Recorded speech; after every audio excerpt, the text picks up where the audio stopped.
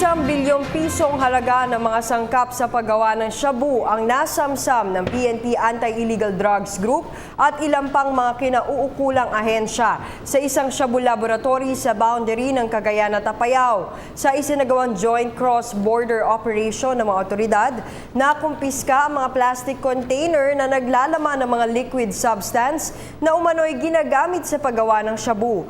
Pagkatapos ng isinagawang preliminary examination ng mga otoridad, napatunayang chloroform ang substance na ito na isa sa mga sangkap sa paggawa ng ipinagbabawal na gamot.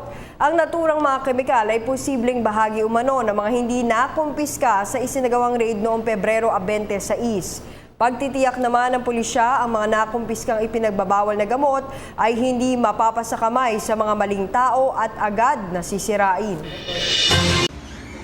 Ako po si Cathy San Gabriel. Subscribe na sa PTV YouTube channel. I-click lang po ang subscribe button.